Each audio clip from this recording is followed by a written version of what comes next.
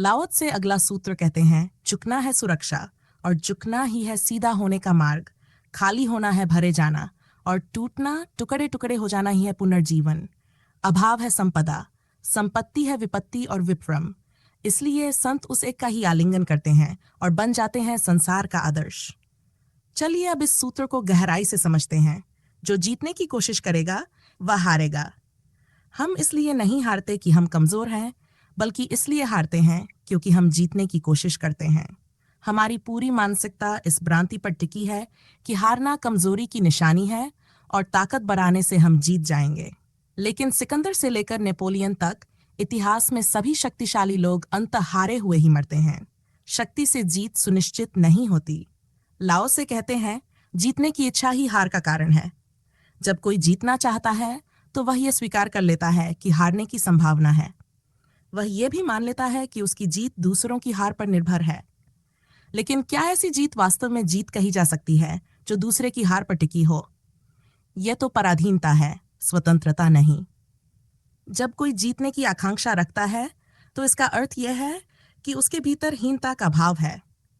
मनोवैज्ञानिक भी कहते हैं कि हीन भावना से ग्रसित व्यक्ति ही महत्वाकांक्षी होते हैं। महत्वाकांक्षा कमजोरी का ही दूसरा रूप है। जैसे बीमार व्यक्ति दवा की तलाश करता है, वैसे ही हीन व्यक्ति उपलब्धियों की तलाश करता है। एडलर, जो मनोविज्ञान के गहरे शोधकर्ता थे, कहते हैं कि जीवन में जो व्यक्ति किसी बड़ी कमी से ग्रसित होते हैं, वे उसकी भरपाई के लिए किसी और दिशा में असाधारण प्रयास करने लगते हैं। उदाहरण के लिए, लेनिन के पैरों की लंबाई छोटी थी, जिसे वे किसी भी कुर्सी पर सहायता से नहीं बैठ सकते थे। यही कमी उनकी महत्वाकांक्षा बन गई। उन्होंने इतनी ऊंचाई प्राप्त कर ली कि दुनिया की कोई भी कुर्सी उनके लिए छोटी न रह जाए। बड़े कलाकारों को देखें, जो सबसे सुंदर चित्र बनाते हैं, वे स्वयं अक्सर आकर्षक नहीं होते। कुरूप व्यक्ति अपनी कुरूपता छिपाने के लिए सौंदर्य की खोज में लग जाता है। सुंदर व्यक्ति को यह प्रयास करने की जरूरत नहीं होती। एडलर का निष्कर्ष है कि जो व्यक्ति मानसिक रूप से पूर्ण और संतुलित होते हैं, वे महत्वाकांक्षी नहीं होते। महत्वाकांक्षा असल में भीतर की अपूर्णता का प्रमाण है। इसलिए वही व्यक्ति ऊंचे पदों पर पहुंचते हैं जो भीतर से स्वयं को अधूरा मानते हैं। डार्विन का सिद्धांत कहता है कि मनुष्य इसलिए उन्नति कर सका क्योंकि वह अधिक बुद्धिमान और तर्कशील था। लेकिन हालांकि वैज्ञानिक शोध बताते हैं कि मनुष्य का विकास उसकी कमजोरी का परिणाम है। मनुष्य का बच्चा सबसे असहाय होता है। अन्य जीवों के शिशु जन्म लेते ही अपने पैरों पर खड़े हो जाते, भोजन की खोज में लग जाते हैं। लेकिन मनुष्य का बच्चा वर्षों तक पूरी तरह माता पिता और समाज पर निर्भर रहता है। मनुष्य की यही असहायता उसकी शक्ति बन गई। उसने अपनी कमजोरियों की पूर्ति के लिए नाखून की जगह तलवारें बना लीं, दांतों की जगह बंदूकें बना लीं और धीरे धीरे पूरी पृथ्वी पर प्रभुत्व स्थापित कर लिया। लेकिन यह प्रभुत्व भी उसकी हीनता का ही परिणाम है। जो ऊपर उठने की चाह रखता है, वह पहले से नीचे गिरा हुआ है। जो आत्मनिर्भर है, वह दूसरों पर विजय पाने की आवश्यकता नहीं महसूस करता। जो भीतर से पूर्ण है, उसे किसी और को हराकर अपनी श्रेष्ठता सिद्ध करने की जरूरत नहीं पड़ती। हम संघर्ष करते हैं, लड़ते हैं, खुद को सिद्ध करने की कोशिश करते हैं, क्योंकि भीतर कहीं न कहीं हमें अपनी नगण्यता का आभास होता है। हम बार बार जीतने की कोशिश करते हैं, लेकिन हर जीत के साथ ये भय भी बढ़ता जाता है कि कहीं कोई और हमें हरा न दे। यह एक अंतहीन चक्र है। हम अपनी कमियों को ढकने की कोशिश में लगे रहते हैं, लेकिन जितना उन्हें छिपाने का प्रयास करते हैं, वे उतनी ही गहराई से हमारे भीतर बैठती जाती हैं। लाओ त्से कहते हैं, अगर जीतना चाहते हो तो जीतने की कोशिश मत करो। यह तुम्हारी हार की शुरुआत है। जीतने की इच्छा ही तुम्हारी सबसे बड़ी शत्रु है। यही बताती है कि तुम भीतर से कमजोर हो, हीनता से भरे हो। वास्तविक विजेता वह नहीं जो जीतने के लिए लड़ता है, बल्कि वह है जिसे जीतने की आवश्यकता ही नहीं होती। लाओ त्से जैसे लोग तुम्हारे घाव को आमूल रूप से रूपांतरित करना चाहते हैं। वे कहते हैं, हीनता मिटनी चाहिए, पर जीतने की कोई जरूरत नहीं। मैं कुछ हूं, ये भीतर से जानना जरूरी है। इसे दूसरों को सिद्ध करने की कोई आवश्यकता नहीं, क्योंकि अगर भीतर यह अनुभूति न हो तो चाहे दुनिया भर को राजी कर लो, अंततः तुम वहीं के वहीं खड़े रहोगे। और यही कारण है कि जब आदमी बहुत धन इकट्ठा कर लेता है, तब उसे पहली बार एहसास होता है कि वह कितना दरिद्र है। जब उसके पास अपार शक्ति होती है, तब उसे पता चलता है कि वह कितना कमजोर है। ये और तीव्र होता जाता है, जैसे काली दीवार पर सफेद लकीर। पहले जो हल्का आभास था, अब वह गहरे में दिखाई देने लगता है। लेकिन हम क्या करते हैं? हम और लोगों को हराने की कोशिश करते हैं और सोचते हैं कि इससे हम विजयी हो जाएंगे। यही भूल है, यही भ्रम है। लाओ त्से कहते हैं, झुकना ही सुरक्षा है। सोचो, जब आंधी आती है तो बड़ा वृक्ष अकड़ कर खड़ा रहता है, उससे लड़ता है। लेकिन छोटे छोटे पौधे झुक जाते हैं। जब आंधी गुजर जाती है तो क्या होता है? बड़े वृक्ष उखड़ जाते हैं, जड़ से समाप्त हो जाते हैं। पर घास के तिनके, वे फिर से खड़े हो जाते हैं, वैसे ही जैसे कुछ हुआ ही न हो। लाओ त्से कहते हैं, जाओ, जीवन का रहस्य छोटे घास के तिनकों से सीखो। वे कभी लड़ते नहीं, वे कभी चुनौती नहीं समझते, वे आंधी को अपना शत्रु नहीं मानते। वे झुक जाते हैं और इसलिए वे सुरक्षित रहते हैं। बड़े वृक्ष क्यों गिरते हैं? क्योंकि वे लड़ते हैं। वे सोचते हैं, हम कुछ हैं, हमें गिरने नहीं देना चाहिए। लेकिन आंधी किसी को गिराने नहीं आती, वह तो अपनी गति से चलती है। उसे कोई परवाह नहीं कि उसके रास्ते में कौन खड़ा है। पर बड़ा वृक्ष इसे चुनौती समझ लेता है और वही उसकी हार बन जाती है। जो सबसे अधिक प्रतिरोध करता है, वही सबसे पहले गिरता है। लेकिन झुक जाता है, वह बच जाता है। सोचो, बच्चे को देखो, वह गिरता है लेकिन उसे चोट नहीं लगती। उसकी हड्डियां कोमल हैं, लचीली हैं। पर तुम गिरे तो सीधे अस्पताल में जाओगे। यही राज है, चुक जाओ और तुम बच जाओगे। शक्ति तुम्हें बचाएगी नहीं, प्रतिरोध तुम्हें गिरा देगा। पर झुकने की कला, समर्पण की समझ तुम्हें सुरक्षित रखेगी। लाओ त्से कहते हैं, जो झुकता है वही बचता है, जो बहता है वही जीता है, जो लड़ता है वही मिट जाता है। अब यह तुम्हें तय करना है, तुम बड़े वृक्ष बनोगे या छोटे घास के तिनके। जो बच्चे अनजाने में करते हैं, जो शराबी बेहोशी में करता है, संत वही चीज पूरी होश के साथ करता है। चीन और जापान में लाओ त्से के इसी विचार पर आधारित कई युद्ध कलाएं विकसित हुई हैं, जैसे जूडो, जुजुत्सु। इनका पूरा रहस्य है, झुक जाओ, प्रतिरोध मत करो। जब दुश्मन वार करे तो प्रतिरोध मत करो, बल्कि झुक जाओ। अगर कोई आपको घूसा मारे और आप प्रतिरोध न करें, तो आप पाएंगे कि जिसकी मुट्ठी थी, उसी की हड्डी टूट गई।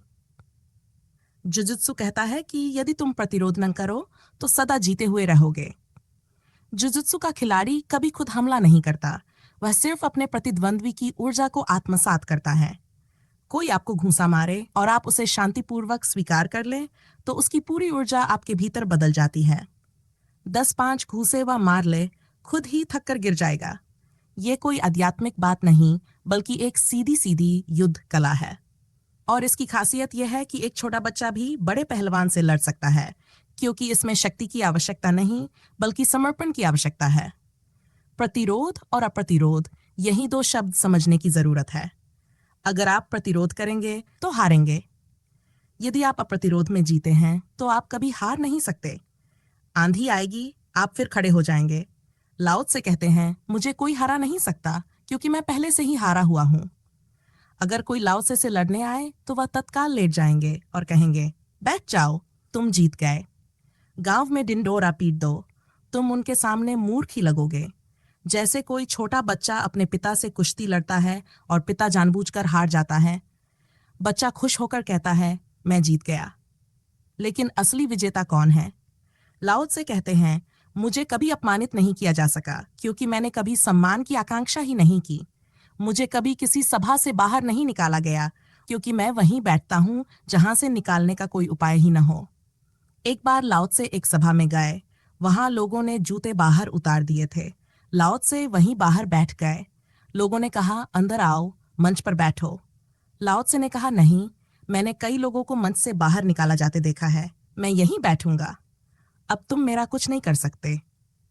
अगर कोई बुद्ध पर थूक देता है तो वे अपनी चादर से उसे पोंछ लेते हैं और कहते हैं, कुछ और कहना है या बात पूरी हो गई। उनका शिष्य आनंद बहुत क्रोधित हो जाता है। वह कहता है, यह असहनीय है, हमें इसकी सजा देनी चाहिए। बुद्ध कहते हैं, आनंद, तुम नहीं समझते, ये आदमी बहुत क्रोधित है, उसके शब्द बेकार हो गए, इसलिए उसने थूक कर अपनी बात कही। जैसे प्रेम में लोग गले लग जाते हैं, वैसे ही क्रोध में वह थूक कर अपनी भावनाएं प्रकट कर रहा है। बुद्ध कहते हैं, यह आदमी क्षमा योग्य है, क्योंकि इसे जीवन के रहस्य नहीं पता। लेकिन तुझे क्षमा करना कठिन होगा, क्योंकि तू समझदार होकर भी आगबला हो रहा है। दूसरों की गलतियों के लिए लोग खुद को दंड देते हैं, सुरक्षा का अर्थ है झुक जाना। लाओ त्से का यह सूत्र तो परम सूत्र है, लेकिन यह अति कठिन है। क्रोध न करना ही बहुत कठिन पड़ता है, जो कि बहुत साधारण सा सूत्र है। और यहाँ तो बात झुक जाने की हो रही है। यह तो और भी विपरीत मालूम पड़ता है। जीतना है तो हार जाओ, सम्मान पाना है तो सम्मान चाहो ही मत। ये तो उल्टा ही हो गया। लेकिन जितने गहरे हम जीवन में जाते हैं, उतने ही ऐसे उल्टे सूत्र हमें मिलते हैं। पर असल में ये उल्टे नहीं हैं। हम ही सिर के बल खड़े हैं, इसलिए हमें उल्टे दिखाई देते हैं। हमारी पूरी चिंतन व्यवस्था उल्टे है। हम दुख भी पाते हैं उसके कारण, फिर भी हमें यह एहसास नहीं होता कि हम सिर के बल खड़े हैं। और एहसास क्यों होगा? हमारे चारों तरफ भी तो लोग वैसे ही खड़े हैं। एक संत के पास एक व्यक्ति आया और बोला, आपकी बातें उल्टी मालूम पड़ती हैं। संत ने मुस्कुराकर कहा, मालूम पड़ेंगी ही, क्योंकि तुम सिर के बल खड़े हो। हमारे आसपास के लोग भी तो वैसे ही खड़े हैं। पुरानी पीढ़ी मरते मरते नई पीढ़ी को सिर के बल खड़ा होना सिखा जाती है। यह संक्रामक है। अगर इन उल्टे खड़े लोगों में सफल होना है तो उल्टा ही खड़ा होना पड़ेगा। इसलिए लाओ त्से का सूत्र उल्टा दिखाई देता है, जबकि वह सीधा है।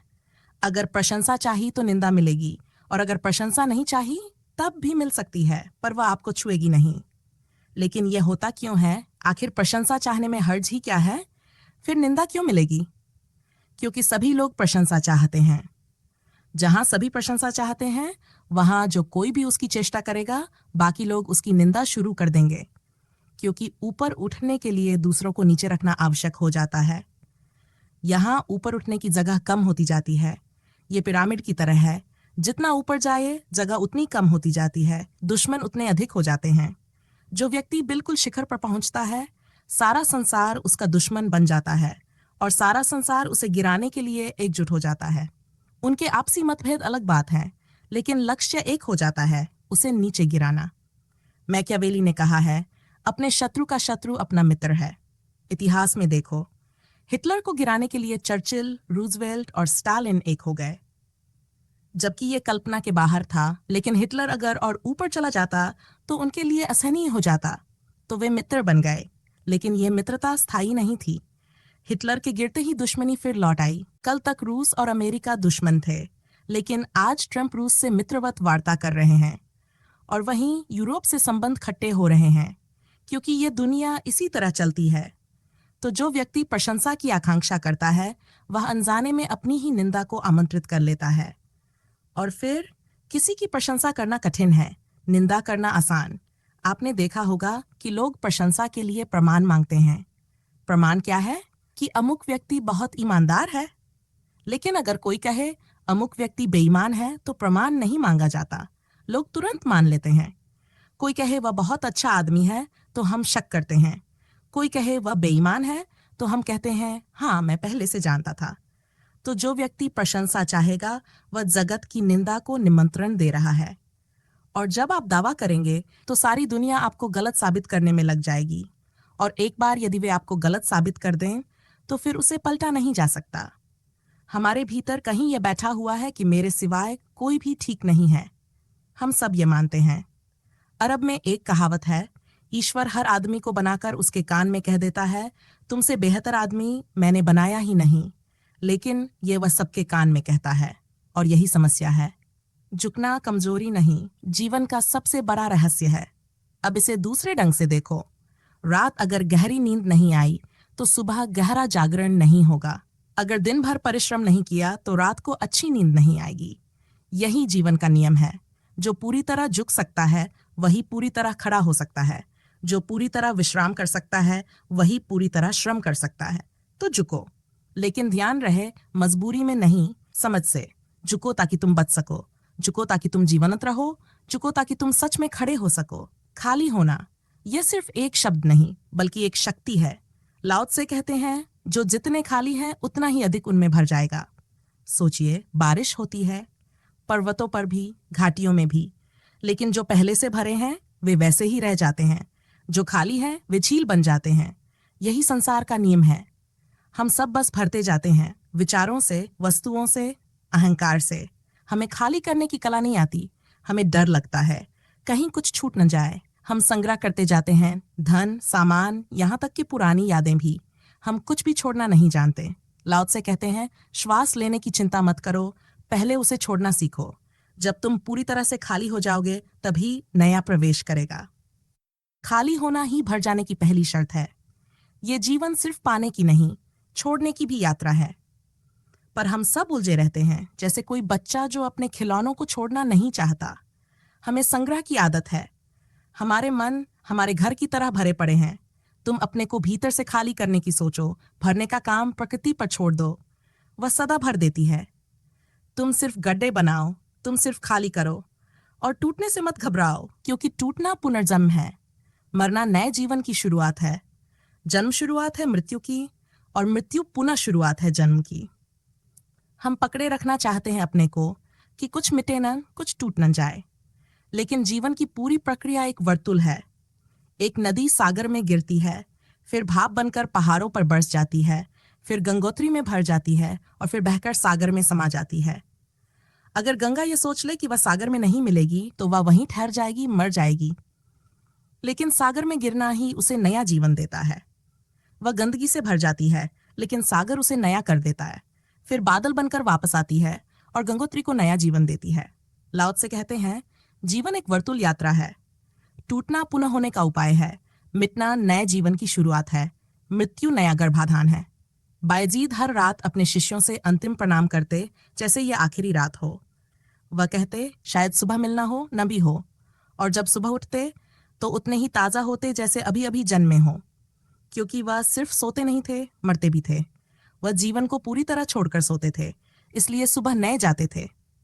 लेकिन हम तो रात में भी खुद को पकड़े रखते हैं, इसलिए सुबह भी वही पुरानी थकान लिए उठते हैं। लाओ त्से कहते हैं, अभाव ही संपदा है, होना ही विपत्ति है।